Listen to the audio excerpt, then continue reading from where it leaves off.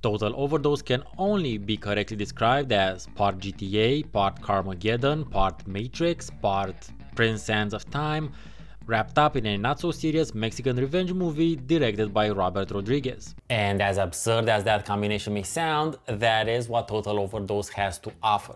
Complete with mid-2000s spiky hair, cargo pants, and extreme attitude. The story is about a DEA agent who gets his twin brother out of jail so that this brother can infiltrate the Mexican criminal underworld in order to prove that their dad, who was also a DEA agent, was killed by a shadowy criminal overlord and did not in fact die of an overdose. This is where I need to make it clear that at no point during Total Overdose's runtime does it take itself seriously. And you should kind of get that idea from the intro cinematic, which is basically a highlight reel of all the cool shit you can do in the game. So my suggestion is, in order for you to get the best experience, you might want to go with the flow and embrace the insanity. To progress through the story, you'll have to undertake various challenge missions in order to open up story missions. These challenges generally revolve around shooting a fuck ton of people and or blowing shit up, but they can also imply street racing or forklift operating. While similar looking to GTA, the driving portion of the game isn't nearly as big of a focus. As such, the cars mostly handle the same, and there are no cop star penalties when you kill pedestrians. Although the cops will start shooting at you if you shoot pedestrians within their general eyesight or, hit them with a car or shoot them.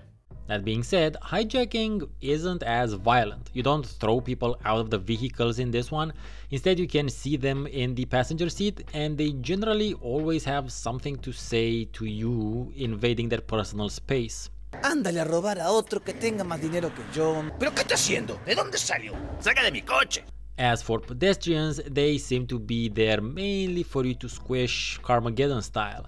They sometimes try to jump out of the way, but that's not usually super effective. It's not the worst car handling I've ever experienced, even with my limited car racing driving game knowledge. But it's definitely not top shelf. There are a few different types of vehicles and they handle slightly differently, but generally whatever will take you from point A to point B will be okay. What I think should get extra props when it comes to the driving aspect and to the game in general is the camera.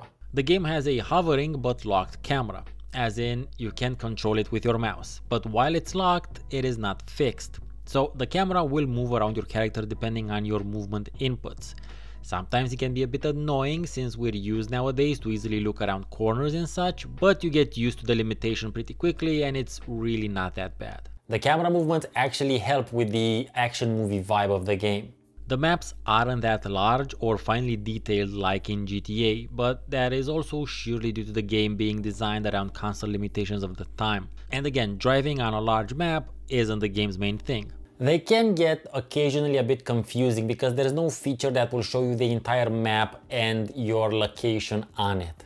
The other thing that you need cars for is crazy stunts to get extra points or abilities and to ram into things and have them explode. That last part is a dedicated mechanic, by the way.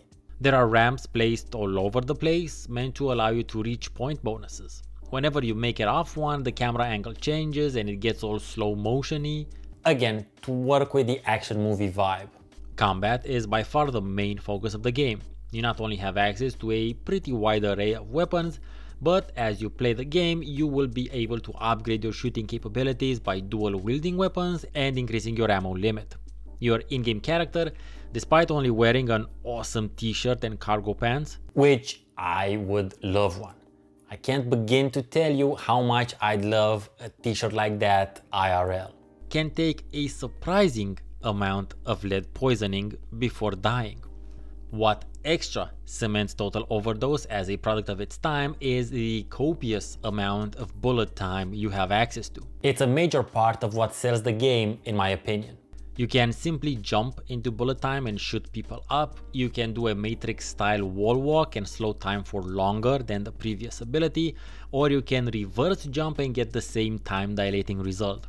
The game will create a red ring around enemies telling you where you should aim, and these work as an auto target when doing the wall walk, for instance. There are also showstopper type special abilities as well, each of which allows you to do some outrageous thing like a bullet tornado which will kill everyone in your vicinity, one shot one kills, or run around like a crazed bull. What I feel needs mentioning is that the bullet time thing never really gets old. Regardless how many times you do it per minute, there is just something deeply and inherently cool about it. And right now, it would have been cool of me to have like a goofy slow-mo scene, but nah.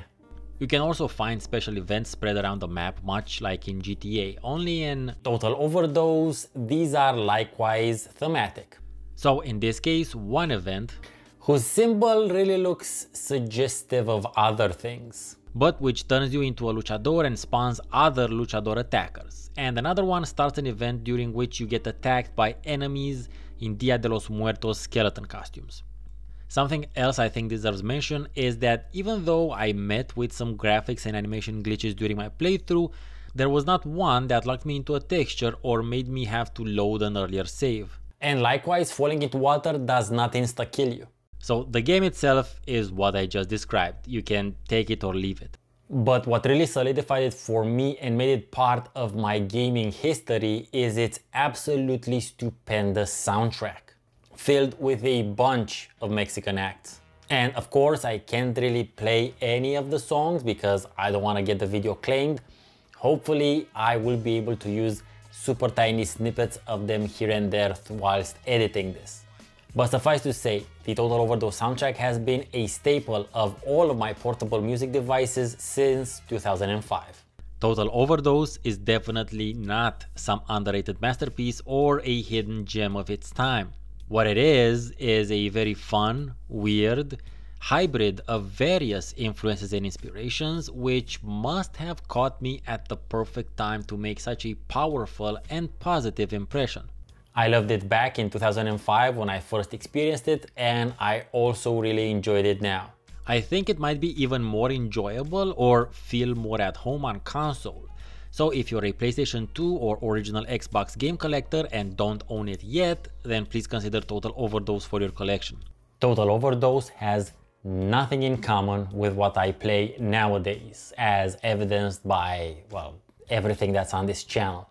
But I wanted to do this look back at my very late teens, early 20s as a bit of a break from my normal diet of city builders and CRPGs, and also to offer you a tiny window into my gaming history. Let me know in the comments if you played Total Overdose, and if you did, then on which platform.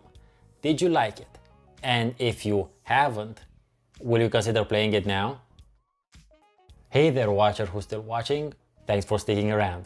If you want to do me a gigantic favor, please help me by feeding the algorithm, liking the video, and comment on it. Also, checking out my Patreon page would be highly appreciated if you happen to have Mexican cartel money. I've been StefaNonsense, thank you very much for watching, have a great rest of your day, and hopefully you'll see me next time.